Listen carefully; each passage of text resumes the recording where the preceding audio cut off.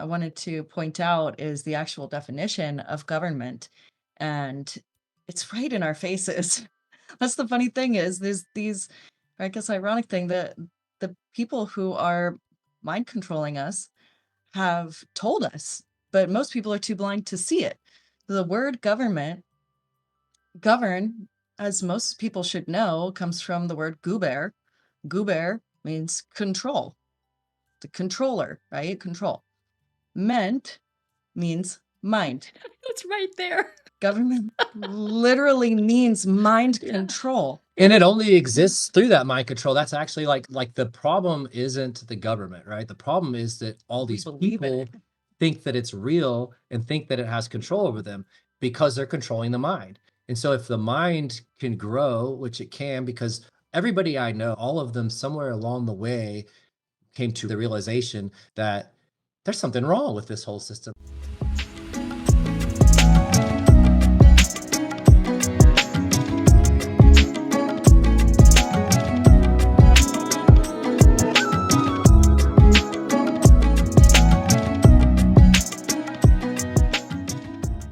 Welcome, everyone, to the Spiritual Forum. I'm so glad you're here. I have some repeat guests today from California. Cannot wait to talk to them again. I just want to thank everybody for participating in this podcast. And if you feel like donating, you can do that at the spiritualforum.org. And if you feel like participating more, you can subscribe and you can comment and you can leave a rating and review on Apple, all that stuff. Also, don't forget my retreat, thespiritualforum.org/retreat. The theme this year is Homo Ahimsa, Rising.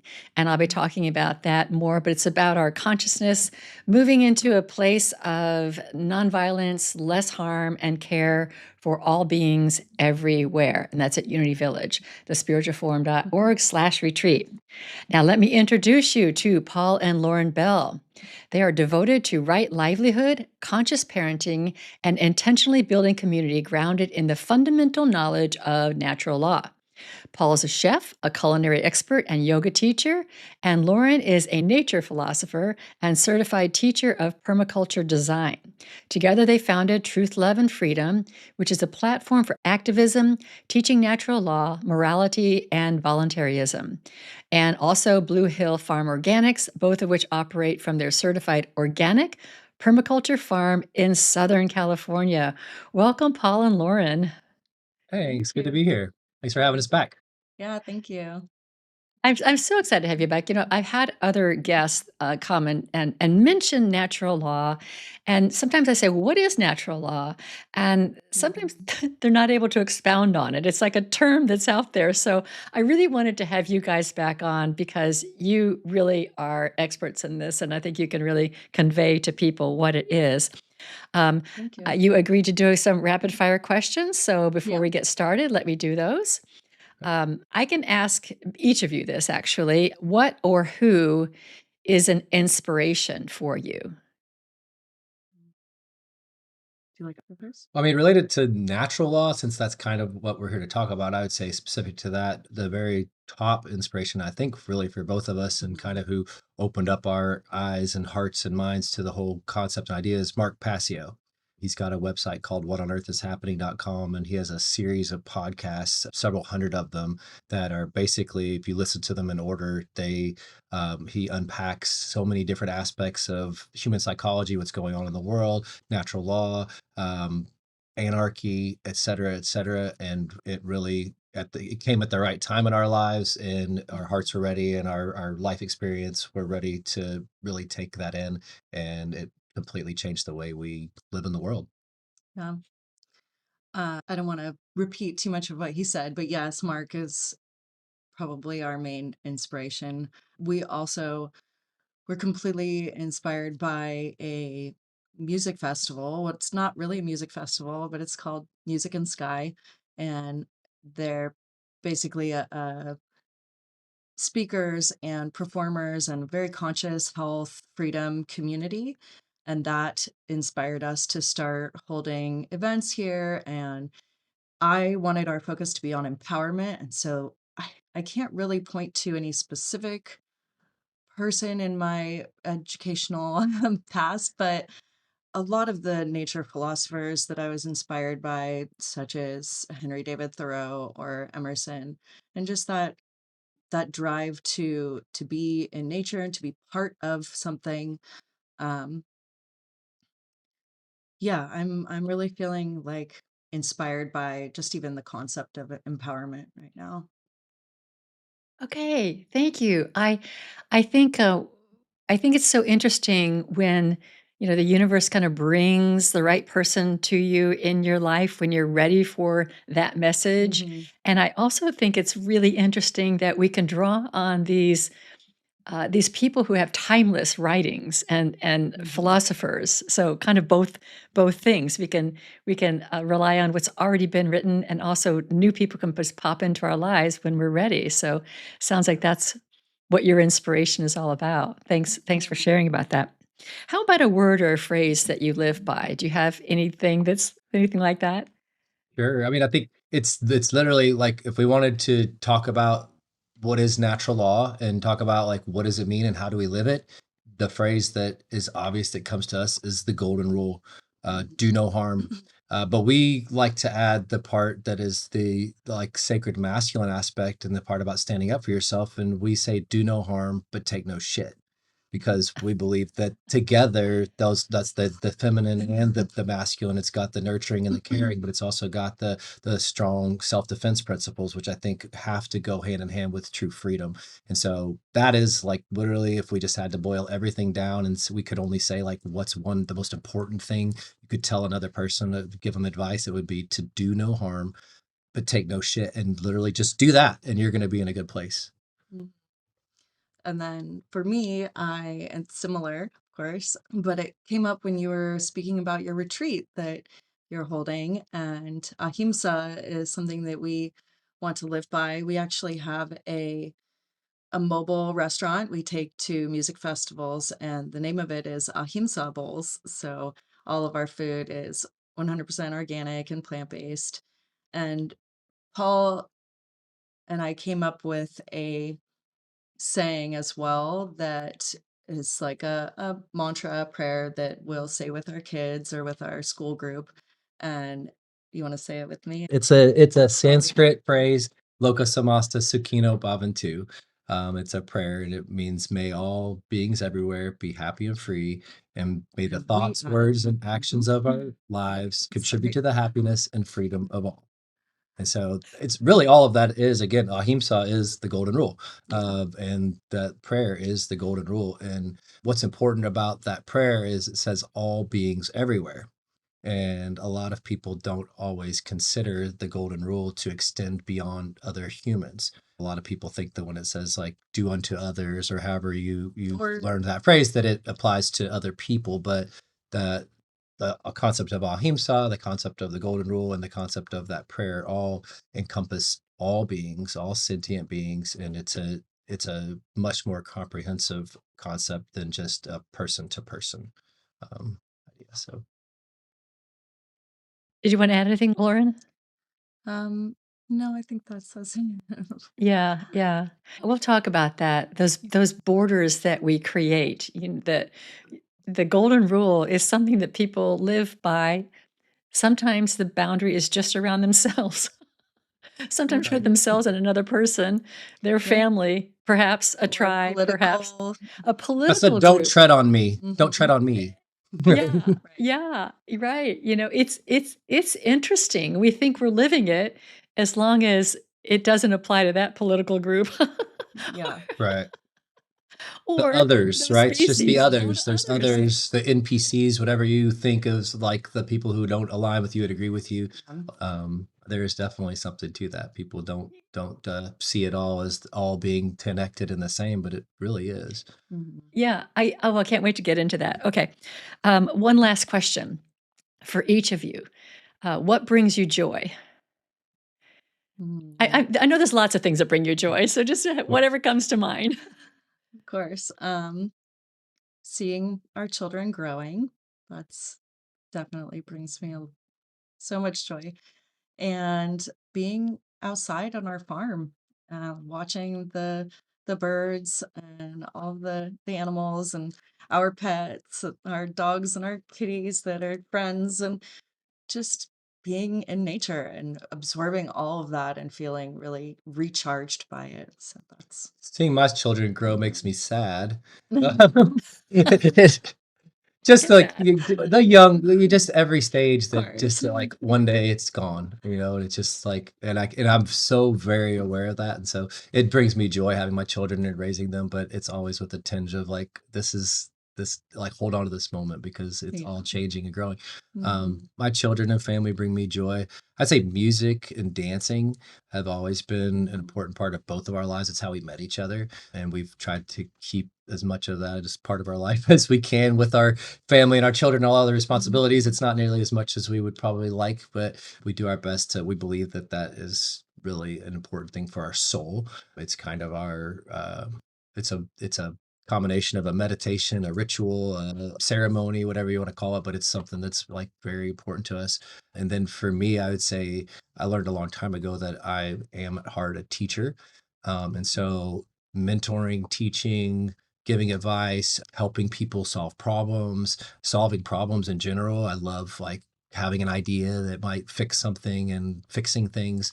The last year, I became a carpenter, so we didn't add that to my resume, but it's a completely different kind of career path for me. Mhm. A friend of mine has a company called Conscious Carpentry, and asked me to come work with them, and I've learned so much, and I've found a lot of joy in building and creating and seeing the process of like we're almost finished building two really big houses that we started from the very beginning and have pretty much done all of it, and it's been a amazing experience. So that brings me joy as well.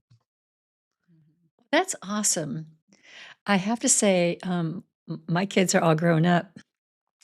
And when I look at all the segments of my life, I've had very multiple different kinds of uh, focuses on my life over the decades I've been around. And my favorite was raising the three little girls. My favorite was raising little children.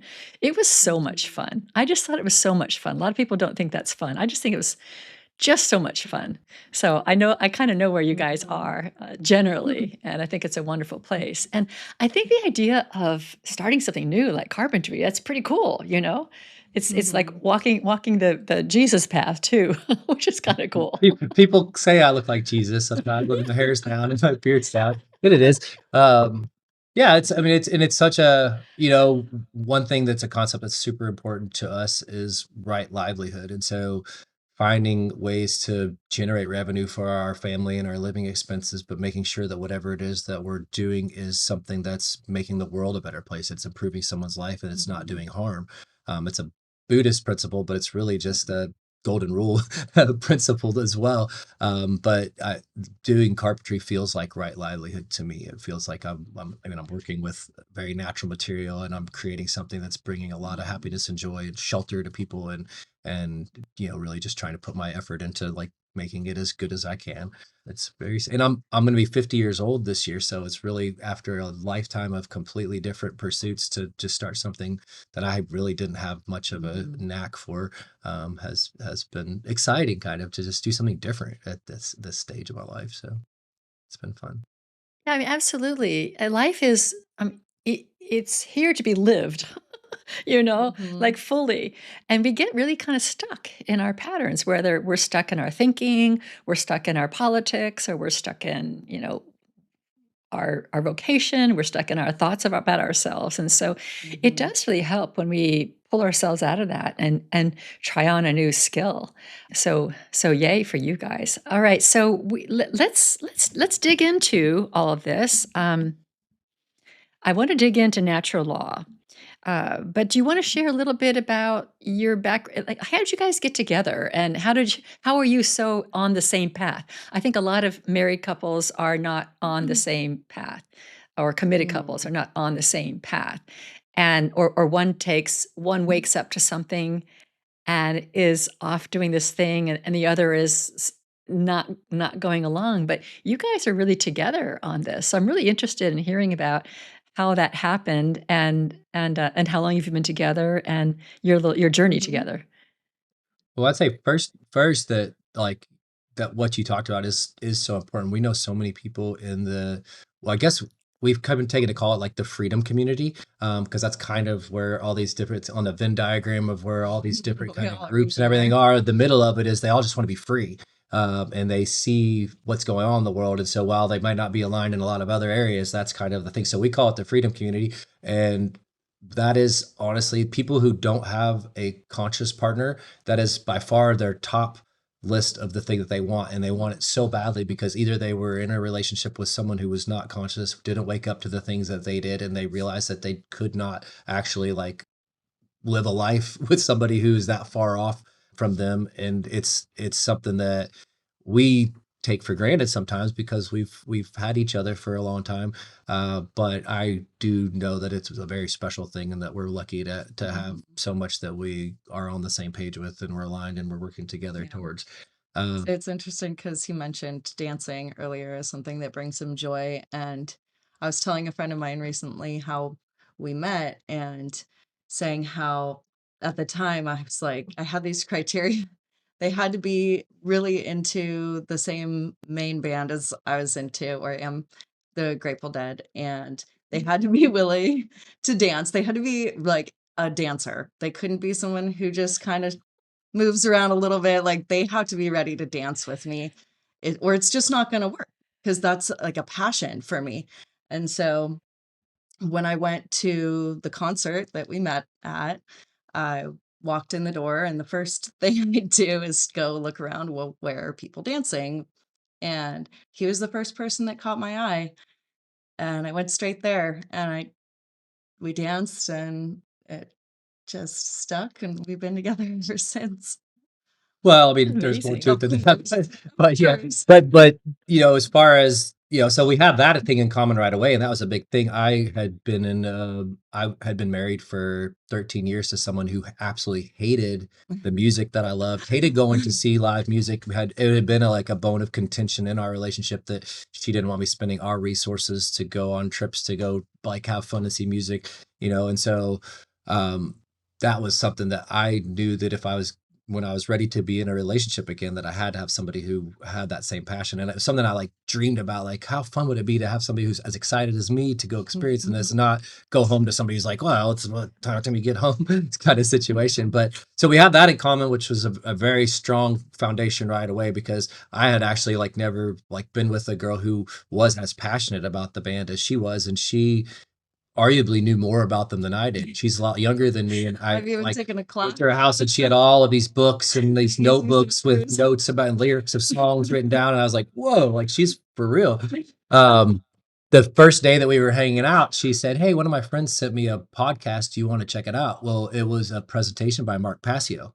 So we had met the night before dancing. I knew nothing about natural law, Mark Passio, anything. I always try to be a good person and like live a good life, but I didn't know anything about that. I'd gone from being a Republican to a libertarian, and I had, after like the 2016 election, which is like right when we met, I just was like, I'm done with libertarianism, even because I thought that was the chance for the Libertarian Party when we have Trump and Clinton and everybody hates them, and we could bring somebody else and the third party could destroy this thing. And that's really what I wanted.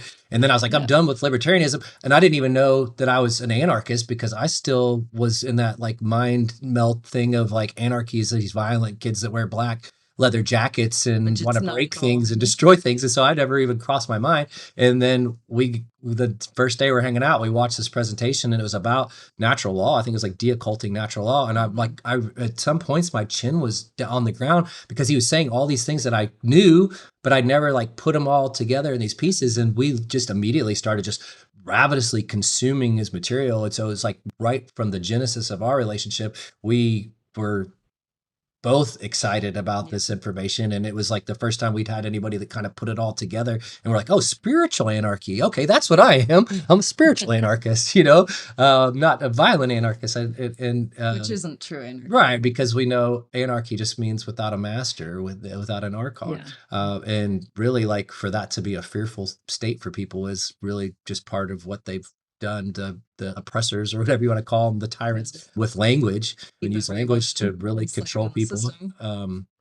And so we've been together for 9 years now.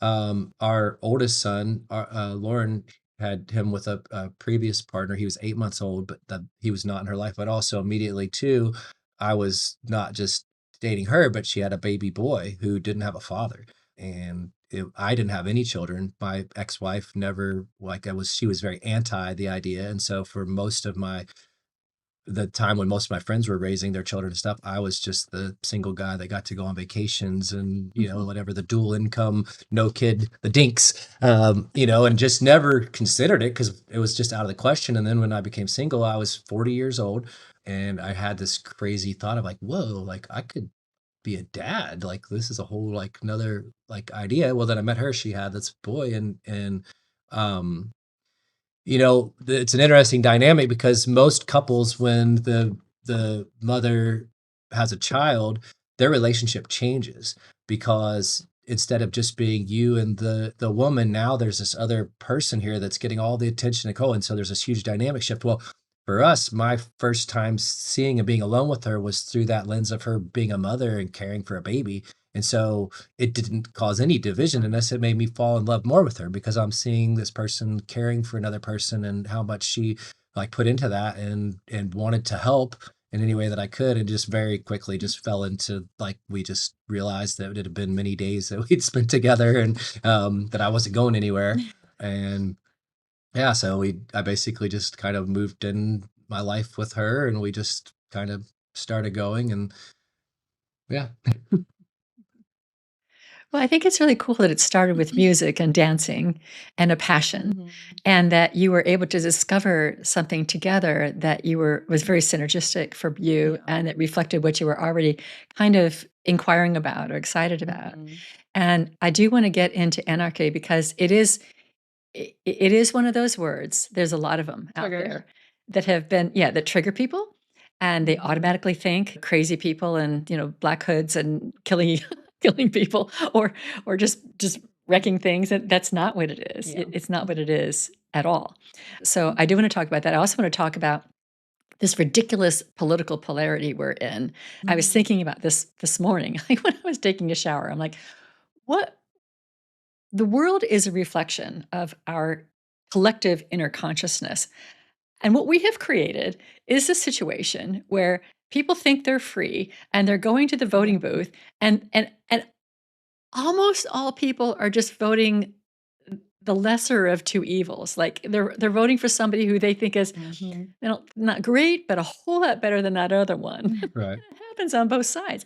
This is not a free system. This is not a system that any of us would like No. individually create and say that we are free in creating this world. It's like, why do we keep doing this? So I want to get into that as well. But I really feel like we need to start with what is natural law, because I've asked others to define it and I think they have trouble with it. And I think it's pretty simple. I think you alluded it to in your opening, but what Mhm. is natural law and how is it related to the spiritual life? I'm gonna let Lauren define it because she has the definition kind of down a little bit better than I do specifically. But I before she does that, I would say that well, one way to explain things, another approach is the apathetic approach. So we could tell you, I would like to tell you what natural law is not, and then let Lauren tell you what it is, because a lot of people have confusion about what natural law is. And so there's a lot of people out there that are looking into, okay, how do we um bypass this system of laws, and how do I go into a court and stand on my square and use all these different ideas of like equity and there's definitely something to these things, but that is not natural law. So people will think, well, when if I go in and I use common law is not natural law. Nothing to do with laws that are written down in books that are used by man is natural law. Natural law is something that existed before we ever thought to write down rules and regulations and all of these things. Natural law is you like to say what It's it a is? set of binding, immutable laws that govern the consequences of our actions.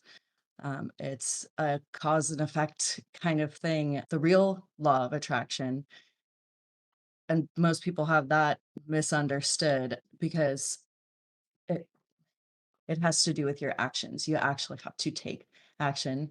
When we're talking about natural law, the ideas of, what is right and what is wrong come into play. And we can ask these questions of what is morality, right? And if you ask the average person if morality is subjective, relative, or Objective. active, then most people are going to give you the answer that it is subjective. And if you ask them later if they are a moral person, well, subjectively they'll say yes. But it's very this is the new age bullshit, as Mark Passio calls it, because it just doesn't make any sense to say that it's subjective. So they're saying that, killing in one culture, that's okay because they think it's okay. But murder is never okay. And so then we start asking ourselves, well, what is right action? And it's easier to define right action based off of what is wrong, because there's really only like one thing that's wrong, and it's theft. And every harm is a form of theft. So murder, you're stealing someone's life. Obviously, theft of someone's belongings, um, their privacy. You can steal someone's privacy. You can steal someone's sexual energy. So any form of theft is what is wrong action. And so then you can look at it, well, and everything else is actually as long as I'm not And causing harm to other people. So again, it's coming down to the golden rule.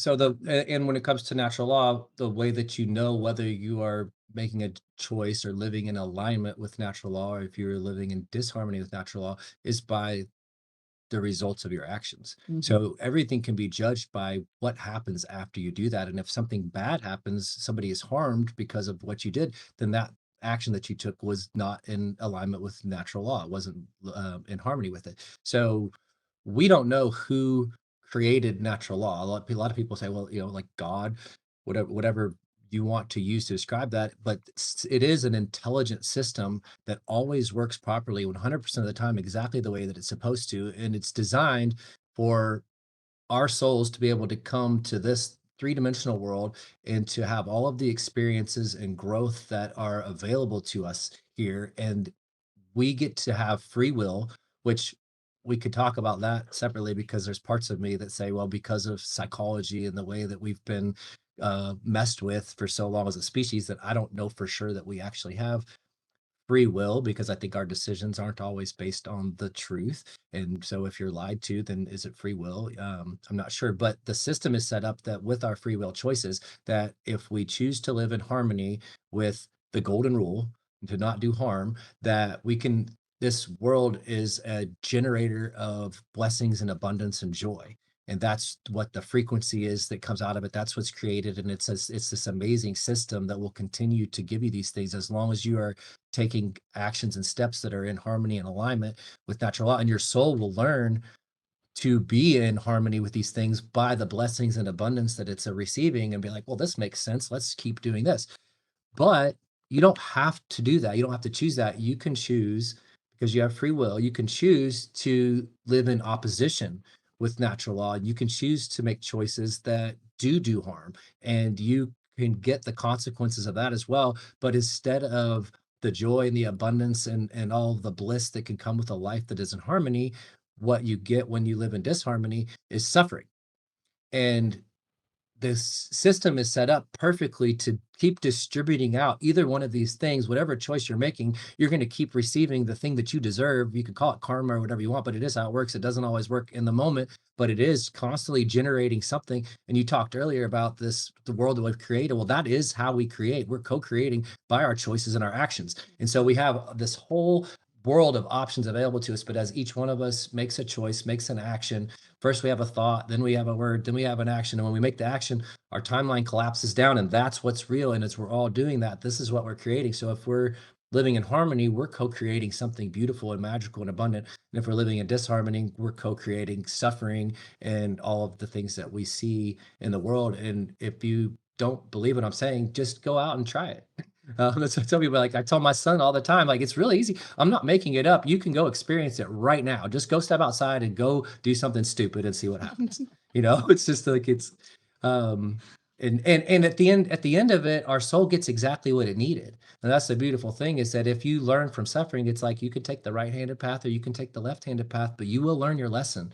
And because that's how the system is set up, and you might have to keep coming back and suffering until you finally get it. But one day you will get it because it's infallible. It always works the way that it's supposed to. And the quicker we learn to live in harmony with it, the quicker we can have abundance. So this is what you were talking about as the real law of attraction versus the new agey law of attraction that tries to manifest. This is Sure. just what you sow, you reap. Yeah. Well, it is that way. You reap what you sow. But I'm sorry, I lost the thought that I had.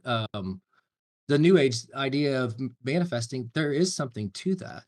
There is something to putting into words what it is that you want to achieve, and using a meditation, a prayer, a thought, focusing your energies and efforts on that, picturing the finished Mhm, version of mhm. that thing that it is that you want, trying to feel the feelings and live in that body, that space of someone who has already gotten those things that you want. Those are all real relevant things, but the new age bullshit thing where it stops is that you don't have to take any action, that just the thought and the prayer and the saying of it is the manifestation. Well, that might work sometimes, but you have to take an action. And even people that I've listened to that talk about manifestation and the proper way to do it is that the idea that that first action that you take towards achieving that thing you want to manifest is actually how you activate the process. So you've done all these things to set it up, but to activate it, to really put that into the universe, to really bring, and it's a frequency thing, right? You're trying to vibrate back in this thing that you want. So you're trying to put that vibration out of that. But that if you don't take the action is what really seals it within your conscious self that this is a real thing, that you're doing it now. It's going to start happening, and it's kind of like the catalyst that really like gets that machine started. And I believe that that is actually how it works. And you have to take action if you want to manifest. It doesn't just appear. Don't write it and put it under your pillow. And then I tried Write a that. letter to Santa Claus. Yeah, exactly. S- That seems to work too. And my kids have done that. They seem to get stuff from Santa Yeah, Claus. So I know.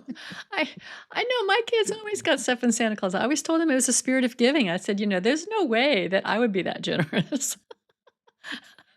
we already have our oldest kid that's like he knows that it's not, and I just told him, I was like, well, here's the thing. As soon as you don't believe in Santa Claus and you tell another kid there's no Santa You Claus, he will never bring you anything again. So it's better to just keep your It's mouth better shut. just Because believe. when you have like little, Believe in the spirit of yeah, just giving. why If you not? believe in the spirit of giving, the Yeah, spirit of giving will come yeah, through whoever it needs to come through in order for you to have a wonderful Christmas. Yeah. What absolutely. about this this idea of doing no harm? I mean, it is an ideal. We can't not do harm. I mean, I walk out on the Of course. pavement and I drive my car and I've got bugs smashing on my windshield and things Mhm. we just naturally we cut down trees to build a house and things like that. So, how do you define do no harm, or is that just like the ideal and we just try not to purposefully do harm? Yeah.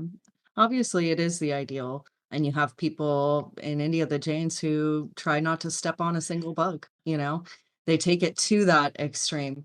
If you're going to live in today's world, you're going to drive a car. So you're going to have bugs hit your window. Hope you step I outside. don't, yeah, stepping outside, you can just accidentally hit something out of the air. So it's not, I don't know. I think that people who are very anti, I don't even like using the word, but vegan, that make fun of people who are vegan will always go to arguments like that. Well, you kill Mhm, bugs, blah, blah, mhm. blah. One thing that I feel like is actually in alignment is when a insect or even perhaps an animal is doing you harm. And then you do have the right to defend yourself. It's You just a know, matter of what scale being do honest you about go? what that is. And I think Yeah. that scale is actually a great word, because I think that that is the reality. Like you can have the idealism and the concept of doing no harm, but when it comes to the reality of your day-to-day life, it is about scale. It is about how much harm is my existence doing? And everything you do is a trade, right? So we're exchanging energetically and with our actions, and every time that we take an action, there is an exchange there. And the idea is that we should be, if we're on a conscious growing path, we should always be reassessing ourselves and our actions and whether or not they are doing harm and how far that extends out. And you have to be very careful with that, because some people go down that path of, and it becomes a very like self-righteous idea. And what I'm suggesting is not self-righteousness. It's not a better than thou approach. It's a very personalized idea of, you know, there's been many times in the last couple of years where like you'll realize like, oh wait, I'm buying this thing from a seller on Amazon that's like you start going down that path of like the products that I'm consuming in my home, and where does that go? Is that harming some child down the road? But we have to be honest with ourselves, and it comes down to, we as people, we are constantly trading convenience for what is best for ourselves and for others. And there's always this like access point of like, how inconvenient does it become for me to do the right thing, or how convenient is it for me to do the not as good thing, and where do I trade that off? And that's really like life is, right? We're constantly like negotiating with ourselves and making a choice, and it comes down to like convenience and comfort. But we cannot live in this world without doing some harm. If we have at least the heart and the mind to say that, like, when I step out, when I interact with another person, when I interact with someone, I'm going to make the effort to not do harm, and I'm going to be willing to be honest with myself about the results of my actions and make changes if those actions are creating harm. But I know that, like, yeah, I kill bugs. I've had ants come in, and where we've tried everything, and Full we've got invasion. ant bait, and say like, I don't want to do this, but these can't be in my home I all over can't the eat my place. food. I Um, can't clean my countertop because but there's people they that said, we've invaded. talked to Okay. people about that, and they'll say, well, if you actually care, and if the a life of an ant has the same value to you as the life of a puppy or a person or whatever, something else you care about, then there is a way to stop the ants from coming in without using the poison. You just have to figure out what that is, and you have to eliminate whatever it is that they want, and whether it's water or food or shelter, you have to find where they're getting in. You have to, like, there are things you can do, and it's true, there are. And so that's, again, it's like, if we're being honest with ourselves, getting ant bait is about convenience.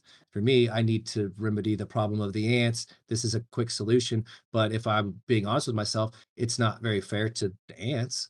They're just being ants. They're not like, actually, like, they don't have an agenda against me. They're just being ants. I think Um, one of the most profound experiences we had with this was when we first moved here and found a couple rattlesnakes, and our fear of our children being bit, our animals being bit, and we killed them. And it's we each did at separate honestly, it's times. one of the hardest things for me to talk about, even because I was crying as I was doing it, and I didn't understand why I was doing it. Even in the moment, I was like, "Why am I doing this? What is wrong with me?" And then we told a friend about it, and they were like, "Why aren't you just catching and releasing them?" And we were like, "Of course." And it's the easiest thing in the world.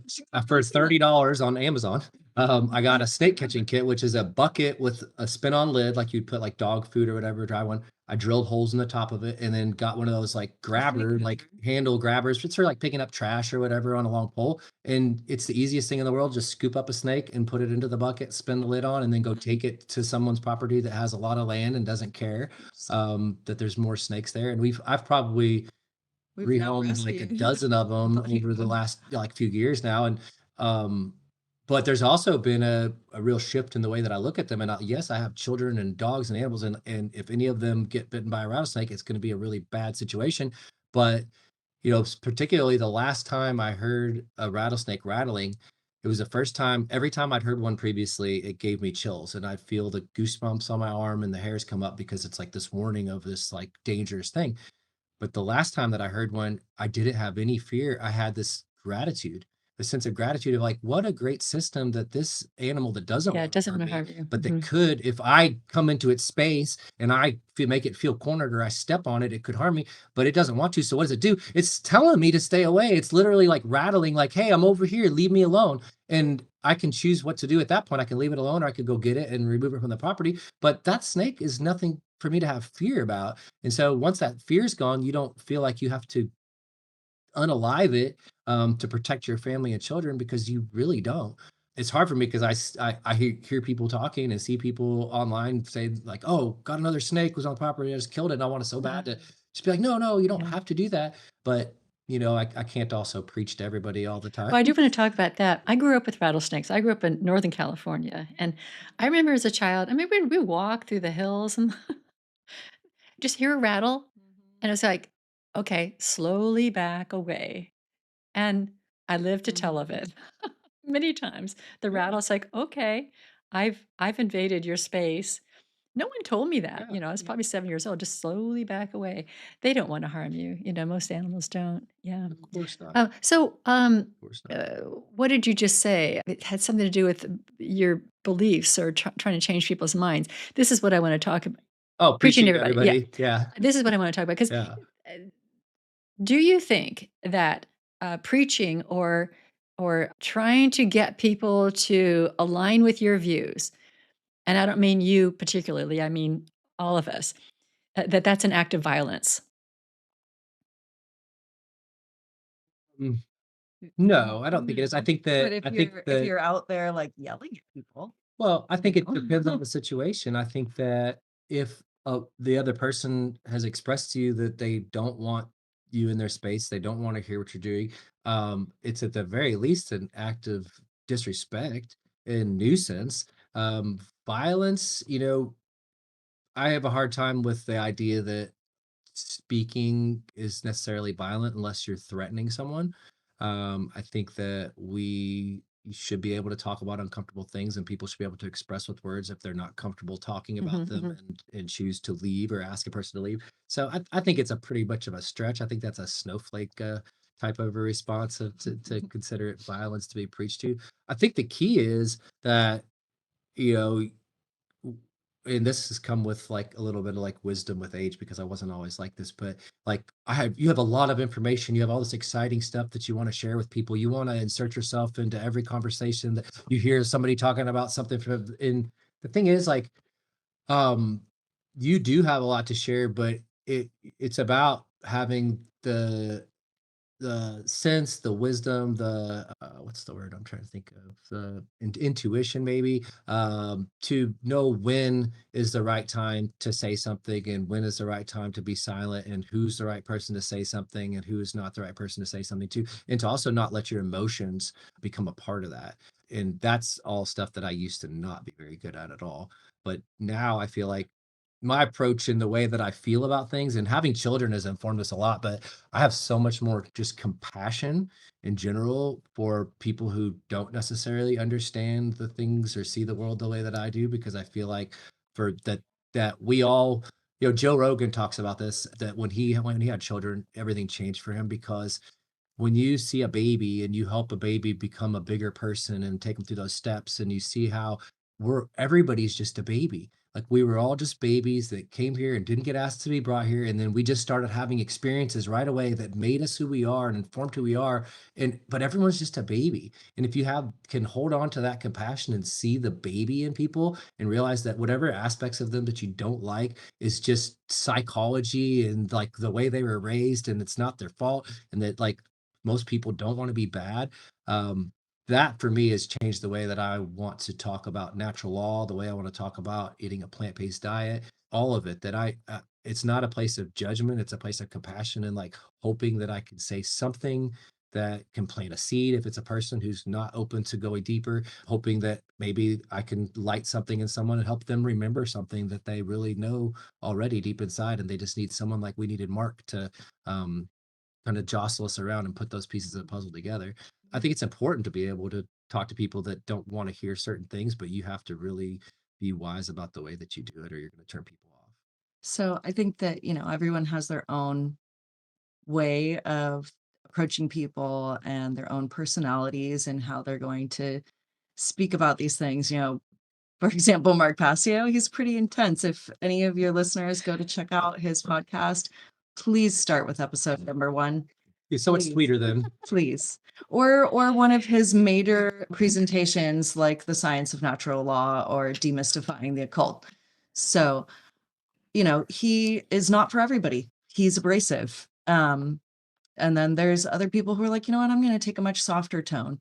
And there's other people who might be a little more conservative. Paul doesn't always want to say something when something's happening. He might feel like, you know what, it's not the right time for me. I'm a little more willing to just go out there and say something. Sometimes probably I shouldn't, but you never know, because I've had many, many experiences where I say something and it just so happens to be the thing that changes that person's life. I mean, I can give one of one of the funniest examples was at a concert we were at. It was an indoor concert, and this guy right behind me, I was pregnant at the time as well. This guy right behind me starts smoking a cigarette. We're in an indoor venue surrounded by people. It's hot and, stuffy in there. I just turned to him. I was like, hey, man, I'm pregnant and all these people are right here. You need to put that out. You can't be smoking a cigarette in here. What do you think? This is the East Coast or something? This is Who's from the California. East Coast? Like, and he started getting in my face, yelling at me. And I was just like, oh, okay. He put it out, but then he lit up one again. And I was just like, okay, let's just move. Well, the next night, It was like multiple nights. it was a of the same multiple night band. concert. And the next night, he comes up to me and he's like, I was so scared. I'm like, what is he going to say? He's like, you got a lot of nerve. I'm never going to light up a cigarette in a concert again. It happened. I was like, wow. Okay, well, I all love right. that. I love that. I really do. I've had encounters like that too before, where somebody's really belligerent and they come up and, you know, it's like something opened up. I love that. That's a great example. I agree with you. I do know people who believe that it is kind of violent to express your view unsolicited. Like nobody asked you. Nobody asked me to say this, but I'm going to say it. But I also agree with Paul. It takes some discernment. Like we really have to have discernment. That's the word I Yeah. was Okay, I looking got for. it for you. Is there an opening there? Now, Lauren, in your case, you're like, who cares if there's an opening there? Come right out. Because it's wrong. It's the same way she wrong, believes the squeaky wheel gets the grease. And so in many situations, something will happen and I'll be like, I don't care. Let's not worry about it. I don't want to bug him, whatever. And she'll be like, no, it's not right. I'm going to go say something. And then she'll come back and be like, hey, this got taken care of or whatever. And it's like, it happens a lot. But it's the same idea where she was like, I'm going to go say something. I'm like, don't say anything. It's fine. Leave him alone. She's like, In certain cases, though, if you see somebody actually committing an act of Sure. violence and something that is wrong, in my opinion, smoking a cigarette in a crowded venue in front of, like, around a bunch of people, in front and around pregnant women, any of that is causing harm. It is serious harm. So I do actually right. have the right Or maybe even the obligation. responsibility and obligation to go and tell that person. If nobody else is going to, I'm going to be that person because I have that kind of gumption or Yeah. whatever, I'm precocious. So And to be I'll go honest, for like it. if more people did that, we would probably be co-creating a world with more accountability. That like if because a lot of times people are taking actions that are wrong, that are in opposition to natural law, and nobody's calling them out on it. And so they'll continue to do it until something happens. And you have to be careful because again, it's like you're not trying to be the more self-righteous person, like I know everything and I'm here to judge you and tell you your behavior is wrong. But there is some element of that we do need more people being willing to step up when they see a wrong being done and to call it what it is, not keep my head down and not get engaged with that. That's the masculine self-defense, the do no harm but take no shit. Mhm. I'm not hurting anybody, but this guy is, and I'm not going to take his shit. Yeah, I mean, when I look at my life, the moments that I really have regret are the ones where I didn't say anything. Like I could have said something and I didn't. And why I didn't, a myriad reasons. It's like all sorts of things going on in my mind about who I'm with. Am I going to cause an altercation and all of that? But that's the residual is, I didn't speak. And it's not just speaking my truth like on a corner. It's when you see something Right. that is like something that you would characterize as morally wrong. Somebody hitting somebody, somebody's harming somebody, and we know about the bystander effect. That woman in New York who was, The Milgard yeah, experience. everybody hears, everybody's assuming somebody else is going to report it, and nobody reports it, and then she's murdered. And Mhm. so we do have to speak. We do have to speak when we are faced with breaking the natural law, that a violation of natural Yes. law. I Yes. think a big example where we probably fell short, even though we were doing a little bit, but a lot of other people do too, when we look back at regret about not speaking about things, is about the COVID vaccine. We were very aware and knew right away what was going on, and we talked to close people to us, but there were a lot of people that are kind of like that next level of acquaintances and friends that we were just like, well, we don't need to, you don't want Well, to talk about the and people that might everyone not was be on the same page isolated. with you and all this stuff. And looking back now, seeing some of the people who chose to do that, that you know what, like if we would have been willing to like kind of get out of our comfort zone and try to reach out and talk to more people and give them information that we had, it could have helped them not Mhm. be suffering now. Yeah. And so I think, to me, that's an example of like wishing that we'd spoke more, even though we were speaking up in our Hmm. smaller Hmm. circles, but getting out there and Yeah. really reaching out to people and family members, et cetera, and Yeah. like trying to like, That was a really hard one as a for tough one. me as well. And that was done on purpose to keep everybody isolated so that they wouldn't be able to talk about these kind of things together. Um, we're in Southern California, but I was in Santa Cruz for 10 years of my life, and I have a lot of friends there, and I don't want to like toot my own horn or anything, but a lot of them like look up to me for advice and just, talking about things in the world that are going on. And I I just wish so badly that I had been able to be around those people, because when not around those people, it's harder to really keep connecting with them when you're so far away. And I know that if I had been there, if I had just been there, I know that I could have stopped some of my friends from ever getting it. And There's uh, also this ego trap that sometimes we get into. If I yeah, had just said something, I could have changed that. And maybe yeah, of not. I mean, course. there's so much conditioning in the world. It's really hard to have conversations that are Mhm. going to change someone's mind.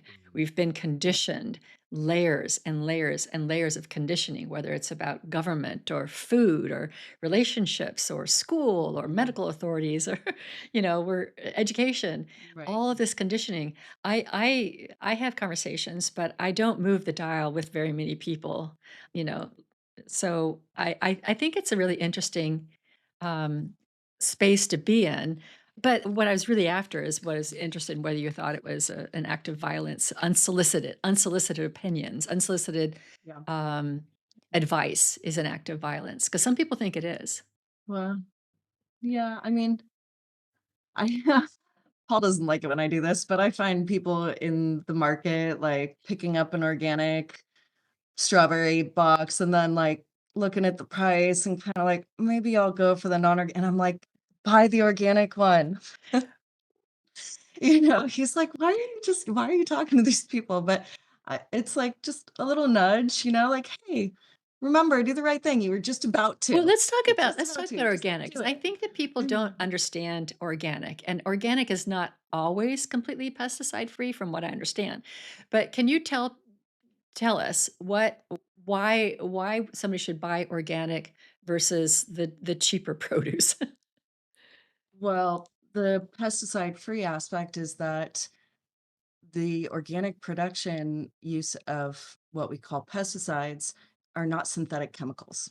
They're not man-made chemicals. There's natural Um, they might be like condensed, we mine concentrate, the boron or whatever it is that is taken to minerals, the minerals that are put to be micronutrients. on the soil or whatever it may be. The neem is used as a pesticide. And that's an oil from a tree. But when we talk about something like, Roundup, that's completely different. So it's not that I no, my stuff's organic. I don't spray anything on my plants. I don't put anything on them because that's being not organic. You're spraying something, but there's so such a difference in products there, and that's something that I don't think people realize. Well, I would say that. So when it comes to organic, so you've got your organic like produce, fruits and vegetables. So that's how it's grown. And then you've got all your food products in the market that are organic, and they've got a big list of ingredient, the processed stuff, right? When it comes to the fruits and the vegetables, the organic certification is not important if you know where you're Mhm, buying your mhm. produce from. But most people don't, so Right, but well, I know that's the caveat I'm making, though. I'm saying, like, it doesn't matter that the label and the piece of paper doesn't matter if you know, if you can talk to the person growing it and you can look them in the eye and believe them that they didn't put any poison on your food. Um, Outside of that, you have to assume if there's something in the market that doesn't have that certification, that it has somewhere along the way has some type of poison put on it. And that's really what it is. It might be used for something else, but in the human body, it's a toxin. And so that's kind of where the rubber hits the road for me on that. Is like if I go to a farmer's market and the guy says, "Yeah, no, we've been growing this stuff forever. We use all natural stuff. We don't have $2,000 to pay for an organic certification." Cool. Well, we let me get your stuff. It looks great. I don't care at all. But if I go into a market and I've got the organic produce section, and I've got the non-organic produce section, well, yes, choice is it's easy. more expensive to buy the organic produce, but then you have to ask yourself, why is that?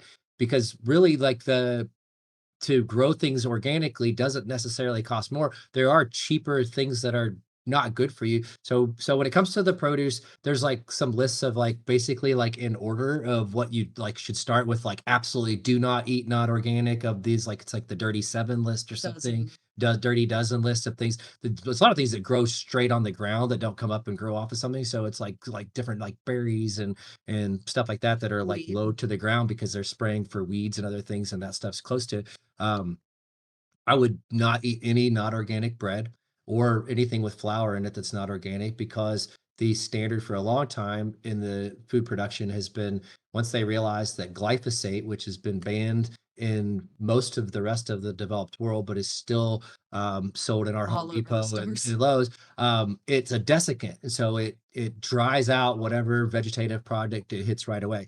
Well, when we're harvesting wheat, they cut it and they let it dry before they collect it up and do the whole thing with the chaff and separating and everything.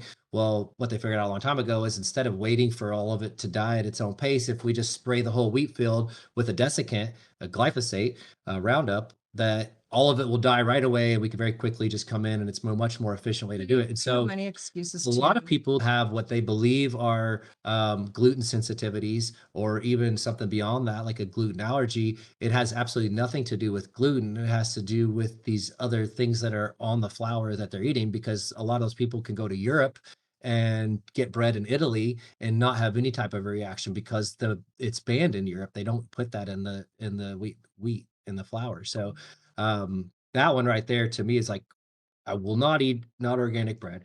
And I will not eat corn that's not organic, or at least non-GMO, but we just pretty much stick only with organic ourselves. But obviously, like, we could go down the GMO road, but I don't think we have really Well, time to unpack one that. But one thing I would say about GMOs, a very, very common misconception. I see it all the time. People in the market, they go, "Oh, don't buy the seedless watermelon because that's GMO."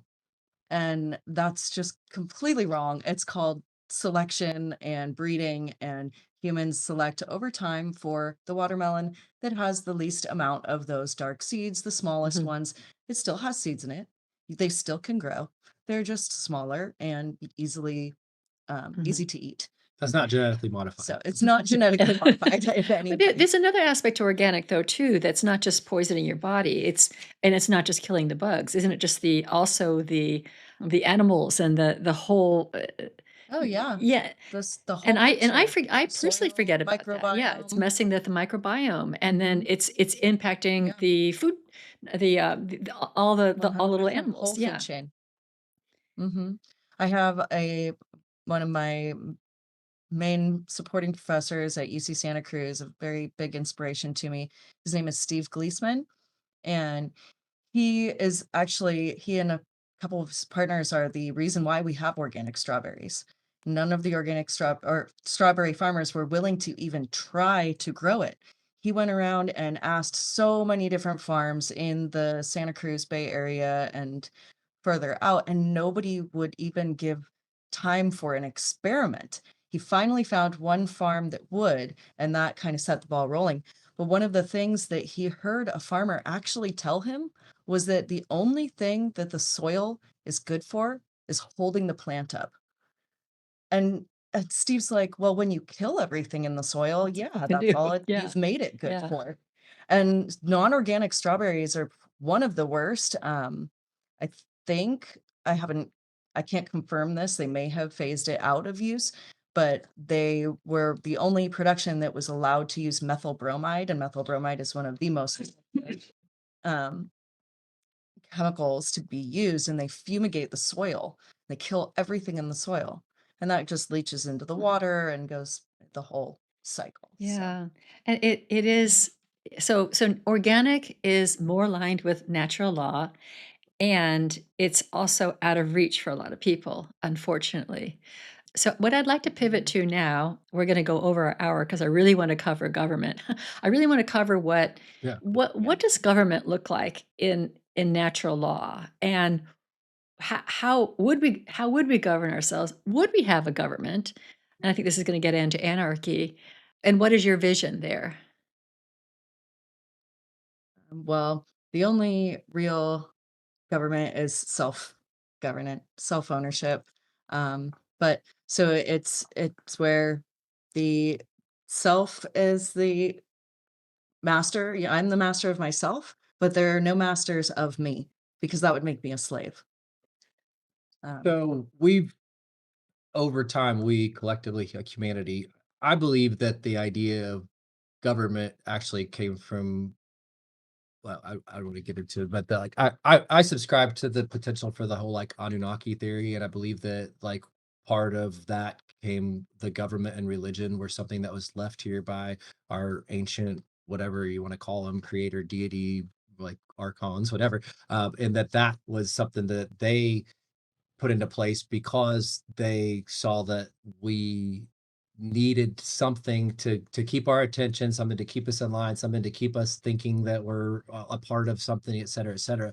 Um, so you asked like what it would look like to not have government. Well, that's kind of so earlier at the very beginning, you talked about people having this fear of anarchy about people in the like, with black coats that are breaking windows and stuff. But what's more common is when you first bring up the idea of potentially not having government is you like roads, don't you?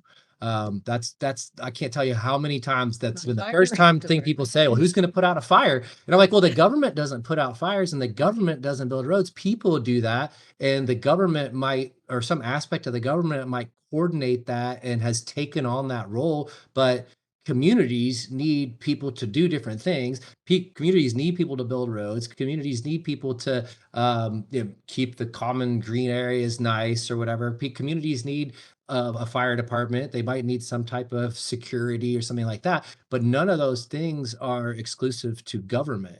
And so what the government has done is they keep themselves in power by creating an artificial need for them, and it's a fear-based system that people have a fear that if the government didn't protect me or provide for me, that I would be left out here on my own and that our family would suffer and we'd all just kill ourselves because humans are inherently horrible, right? And that's Which kind we of the don't idea is believe. that like we're all The really bad bad. guys, the bad And so guys it's are really the funny the whole like yeah. the idea of government is that people are so bad and we can't be trusted around each other. They're so bad that we need some other people to be in charge of them to make sure that they're not bad. You're like, But wouldn't well, all the bad what people keeps them gravitate what keeps towards the those bad people out positions? of government, And I think that like that's honestly like you talked about the different political parties and stuff. That's probably where you can find some common ground with everybody is there's some aspect of government that everybody hates. There's some aspect of it. Maybe it's all the Republicans that the Democrats hate, but there's still a big aspect of the government that they hate, or maybe it's the other way around. But nobody in their right mind will argue with you that the government is a like righteous overall thing. They'll all agree that it's corrupt, that there's a lot of evil in it, that there's a lot of waste in it, that there's a, like war and all these things that we don't support, they'll that say our it's tax money goes necessary. to all these things that we don't support. But it's better than the alternative, and people won't even open up that whole like They idea won't even box. use their imagination. They won't even think If about it you because ask of the somebody, fear. they say, "I can't even imagine a world." And they'll get angry at you for suggesting thinking about it. It's so much fear and so much programming that the idea that you're thinking about doing that makes you a dangerous person. Like you're somebody that like, oh, I don't know if they could be around my children. These people have these crazy ideas. One thing I wanted to point out is the actual definition of government, and it's right in our faces. That's the funny thing is there's these, I guess, ironic thing that the people who are mind controlling us have told us, but most people are too blind to see it. The word government, govern, as most people should know, comes from the word guber. Guber means control, the controller, right? Control. Meant means mind. That's right there. Government literally means mind Yeah. control. And it only exists through that mind control. That's actually like, so that like the problem isn't the government, right? The problem isn't the idea of the government. The problem is that all We these believe it. people think that it's real and think that it has control over them. And so because they're controlling the mind.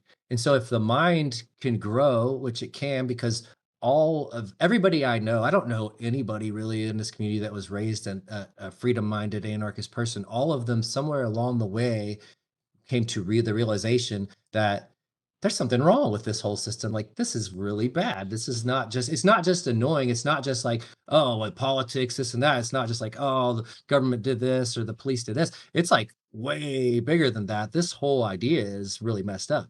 Um, I have ideas that I've gone into depth, like myself and talking with Lauren about the solution and how we would grow out of this idea. And I think that like we don't have time to really get into it, but the basics of the idea are that like to live in a different world that doesn't have government, that maybe doesn't have money, that doesn't have all these constructs, is not going to exist for you and I or anybody that we know. Not yet. But the power even in the hearts of the controllers and the people that are working against our best interest is in your children and your grandchildren. And that is where I believe that people, even people that are working to make the world a horrible place, you might be able to find some of them that want a different world for their children and grandchildren and don't want that future. And so the idea would be that people with a lot of resources start working together to create a future world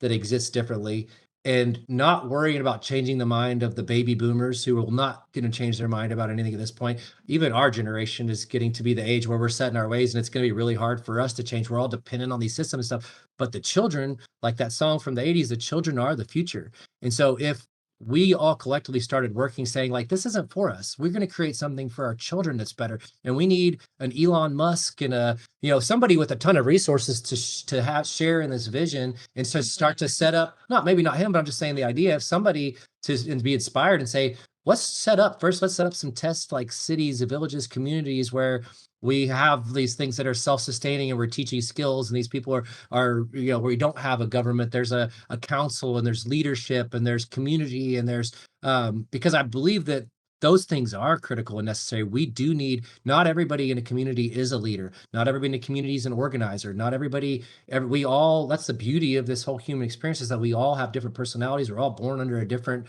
sun and star sign, and we all have different human design elements to ourselves, all contribute to who we are. And so we do need people who have the elements of leadership and have the elements of organization and who are visionaries to be able to present ideas and then inspire people to take the steps that are required to create something new and different. And I think that people get confused and they don't understand that, like, in tribal situations, you have the tribal council and you have a chief, but they're really working together to just probably like use their wisdom to try to make decisions that are best for everyone. And they do it in a manner of where everybody collectively does truly have a voice, as opposed to this fake system where they tell you that you're going out to vote and you got to vote and make a difference, where really my belief is, and Lauren shares this belief, that the act of voting is a ritual that's designed to give people to give their consent to the system that controls them. And if you go and you cast a vote, you're casting your lot and you're saying, I choose this person to be my My my ruler, slave yeah. master. I choose this party to be my ruler. And by choosing that, I've given my consent to it.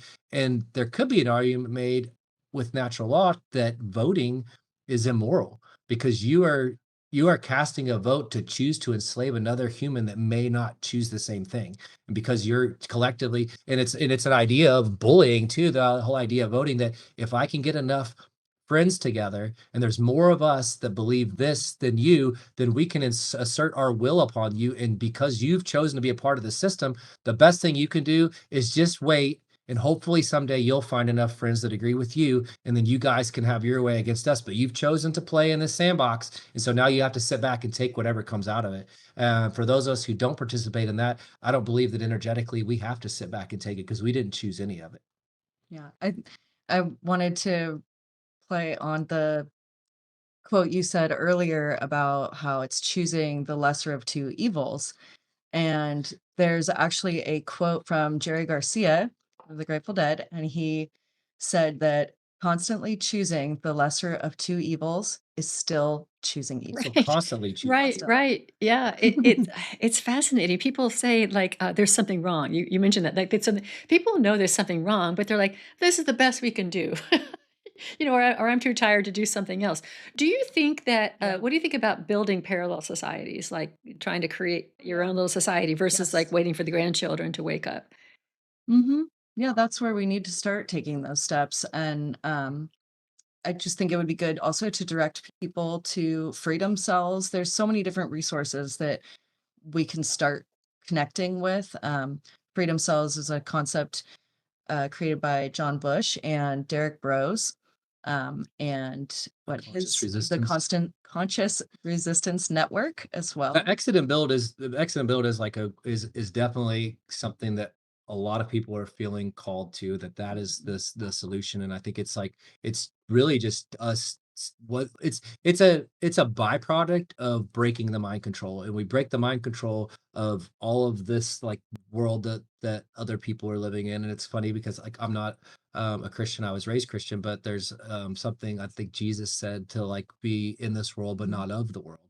And I think it's so relevant to us today, whether you're a Christian or not, or whatever you are, that if you're on a conscious path, we have to find ways to live in this world, to live with all of the other things that have been co-created, even though they might not be what we would have chosen, but not to be of that. And so that exit and build and the parallel society is literally the manifestation of that idea of like, we're here, we still need all of these things, but if we can slowly start to unwind our dependence on these outside things and go internally into our communities and find ways for us to provide all of our needs and all of our things, and less of the necessity to go outside of that. It's not an isolationist idea. It's a regenerative free human idea, that like we don't need all of this other stuff to live vibrant healthy lives, to raise our children, and to thrive in this amazing world that we live in.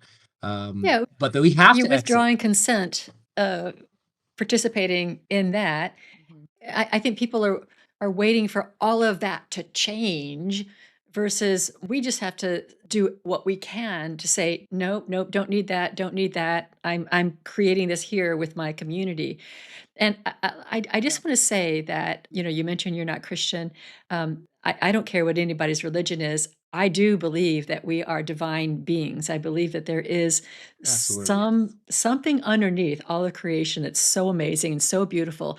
And I do believe that, and I talk about this with my fellow ministers, my spiritual communities.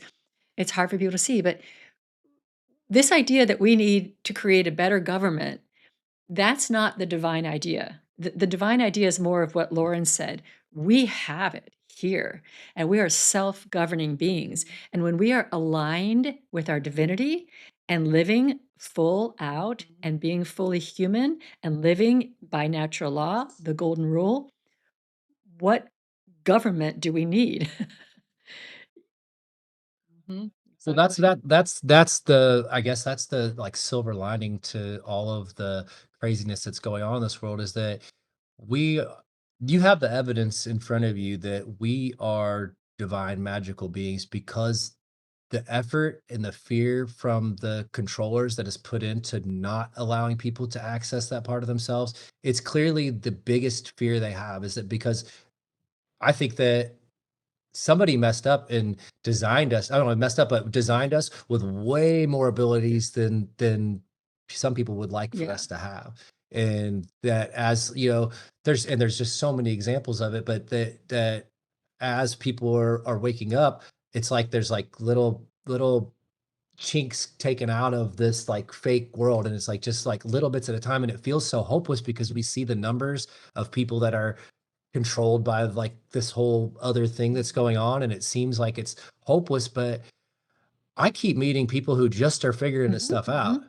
And so if I keep meeting people that are just figuring this out, they'll be like, "Oh yeah, like a year ago I was doing this." And now you're like, "Whoa, really?" Like I didn't know there's so there still are, and it may not be the numbers that we hope for, but it is unfolding exactly as it should because again, this whole thing was designed with this law, this natural law in place that governs everything that happens and we're all reaping the consequences of everybody's actions together. But the wild card is that magical collective consciousness that we are all God, and if we just come together, that nothing can stop us, that we are And literally it doesn't unstoppable. take I don't think it takes a big, huge group of people. This is a program also that like 80% no. It probably takes a much smaller group to just start rising in consciousness or letting all of the conditioning go, letting all of the layers go, letting all the negative talk go, letting all of the belief systems go, and than just living in like a love for all of creation, even those that I cannot understand, even those that are so different than I. And I think it's really critical that we stand in this like unconditional love and respect for all beings, no boundaries. And when we start vibrating, when enough of us start vibrating like that, I think it's just gonna, like something's gonna like cataclysmically shift in consciousness. That's what I think. And I don't know, it may be hundreds of years from now, it may be, decades from now, it may be, 3 weeks from now. I'd say one like super important aspect of that is that like I think that this format, I think the digital world, online, all of it has done so much to be able to Yeah. connect us virtually. But things like your retreat that you're getting ready to have, we have a gathering scheduled for June 28th and 29th here at our farm. We've this will be our 21st, 22nd time, 20s. 20 something like that, bringing a group of people together for a weekend that are like-minded, that are talking about solutions, that are talking about taking action. And there's something that happens when we again in the Bible it says something like when two or more are gathered together in my name, there's something different that Yes. happens when we come physically in contact with another soul that has something to share with us, that has some energy that we've been drawn to. But it is there's literally an awakening that happens in a remembering, and I think all of us are carrying little pieces of that energetic vibrational puzzle that is the Rubik's cube that's going to unlock Yeah. once we get it all solved. But that every time you personally come into contact with another person that's on that same path, that something clicks for both of you, for all three of you, for you, however many of you are together, and you leave that experience feeling more empowered, vibrating at a higher vibration, and feeling like you know more because generally you do. Like when you get a group of people together that all are on the same path, people are sharing knowledge, they're sharing resources, they're sharing experiences, all these things. And it's a remembering process, like, all of our souls came here and were meant to find each of us because this whole thing was already even though we have free will, all of it was already put into play a long time ago, and we chose our role of what our soul was gonna do when it came here before we came here. I truly believe that, and I think that what's happening today in this conscious community that's been growing and finding each other is our actual, like, real purpose of why we came here because, um, there may not be a lot of us, but I believe what you're saying that the more we connect together, the more We inspire each other to take actions because, again, that's the critical part of manifesting. Is if we want to manifest a different world, a parallel society, a better space, we all have to be taking actions. And it doesn't have to be big, giant actions. It just has to be that you're doing something. At And it least incremental. could be posting a post on social media, making a comment, listening to that intuition that you say something to the person, maybe telling the person in the grocery store to get the organic strawberries, whatever it is. But that all of those things are like, if we're in tune and we're following our intuition, and we are going to find the people that we need that are going to answer the questions for us. And that's been our experience as we've been on this path. It's just constantly mind blowing that, like, how do we find all these people? Because, like, yeah, we go to events, but sometimes we're just like, we just are like in the grocery store, or we're at the park, and someone walks up and start talking, and within a few minutes, you're like, whoa, like, you want to be friends? Like, you know all the same stuff as me. And it's unbelievable because it feels like there's not that many of us, but then again, it's like, if there's not that many of us, how do I keep meeting so Right. many of us? Yeah, I was Um, gonna say that I do truly believe that there are way more of us than we're led on to believe. Um, there's so many people. Oh, there's just so few of us, but depends on, where you are in your circle. When I went up to Santa Cruz and connected with a lot of my old friends, there were not as many of us. But I know that if I really started digging within the community, I would come across those people. I have a magnetic way of attracting it's a law people, of I feel attraction. like. Yes, exactly. Um, but I do want to encourage people if they're like, well, how do I make friends like this? How do I get involved in things? Well, like I said, the Freedom Cell Network, but also just put yourself out there. I know so many people are afraid to go and talk to a stranger, but just do it. Don't be afraid. Put yourself in those situations. Go to a conference, go to a retreat. Um, you know, be brave. We have to be brave, right? We have to stand up and do something that might seem hard, but it's not once you start taking that step. And that was what we found, when we went to the Festival of Music and Sky the first time.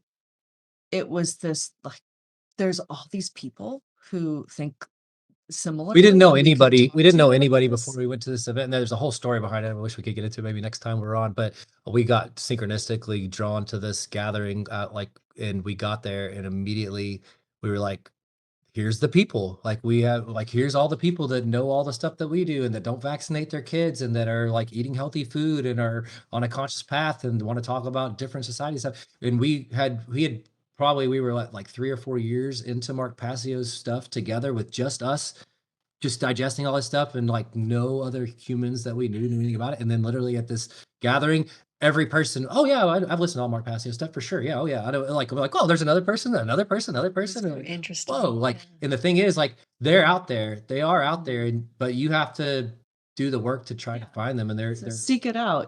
There's our friends were just at a big conference a couple weeks ago called Confluence. It was in Texas. We have both gone down and spoke at twice at Derek Brose's and John Bush's big conference, the Greater Reset. And they just recently changed it to the People's Reset. It's kind of a play on the World Economic Forum's Great Reset. So this is the greater one, the People's Reset. And there's a whole, if you just look online, you will find a list of different freedom festivals. Some of them are like voluntarist festivals, anarchy festivals. Some of them show up in the middle of the uh, Bureau of Land Management land, because it's free to go there, it's free to camp there, so people can gather. And what was one of the gatherings? Jackalope Festival is one of them that's built like that. There's so many, and they're all across the country. And just really want to encourage people and to be empowered to go out and to talk to people and go to these things.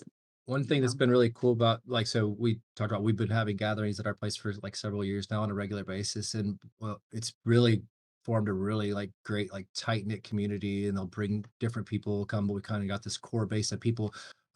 One of the things I'm the most proud of, though, is that the growth that I've seen in our community, because we intentionally set out that these are going to be activation and empowerment gatherings. So the idea is that, like, you're going to get an idea of something where you can use your gifts or whatever it is that you have, and you're going to go out and do something different in the world. And we have people that started out, the first time they ever spoke in front of a crowd was in front of our group, and then went on to like start their own podcasts and websites and Mm. be speaking at different events. We one of the our friends, Dustin Plattner, he's a child psychologist who we he I think, I'm not sure exactly how he came to through the That's LA Freedom and interesting. Health community, but he's a big follower of student of Mark Passio, and he recently left and moved to Florida to the Food Forest Abundance place, and he is starting a natural law school for the children there. They're calling it the Eden School, and he's basically left Los Angeles Yeah. and moved to Florida to start a school on this community of teaching like with a natural law based education system and like coming up with the curriculum and everything. And it's like so magical that it was somebody who just kind of like stumbled into our world. He was already on this path, and then we just get to watch over a couple of years. And there's several other people who've was sad to see them leave, but every one of them that has left has gone to go live in a conscious community somewhere else and doing something more and greater, and stepping out into the whole like, this is my new life. Like I'm really gonna go for it. And the thing is, like, that's we all need that. We need that inspiration, and we all need to be stepping out into like our true selves, our true gifts, and our true calling, because most of us aren't. Well, I think this is a great place to wrap it up because those are great words of wisdom. And it sounds like these conscious communities are attracting people and amplifying the message. And then people are going out, kind of like the disciple model, going out and teaching. And, Totally. and you can just kind of see that that can get bigger and bigger and bigger. And it's all about Yeah. ahimsa. It's all about spirituality and self discovery and authentic living. And it's all about doing the least harm possible. And it's all about the golden rule. And so it is, I'm sure, also about mutual respect and love and all of that. And so, gosh, I think that's so great. And I love that you've created this like amplification through your own community. So, yay for you guys. Do you have any last words that you want to say? You've really said a lot, but anything else you want to add? I mean, so our website, truthloveandfreedom.com, you can contact us there if you're listening to this and or watching this and you're wondering like, how can I find a community? Honestly, we hold events in Southern California every couple months, and we, would love to invite anybody who's on that spiritual path to come to our property. We camp out and just have some great gatherings. But we also have a lot of Telegram groups that we're in, talking with like conscious communities around the world. And so if anybody wants to come to our website and then contact us through that, we'd love to help connect people and just kind of get them on that path, and but even invite them just to our Telegram group, because there's some great like information that's shared there. And um, yeah, I guess that's what I'd say.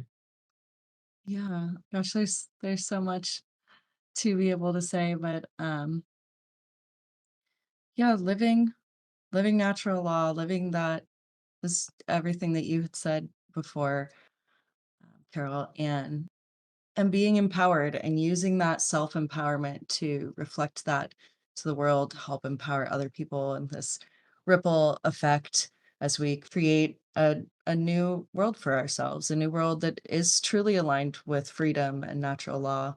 A And new world And we're and in. we yes, can do it. We the can do people's it. reset, I like, can't tell you how yes, many people in my life in the last just week have talked about how these are dark, dark times, and it's like, are they? I mean,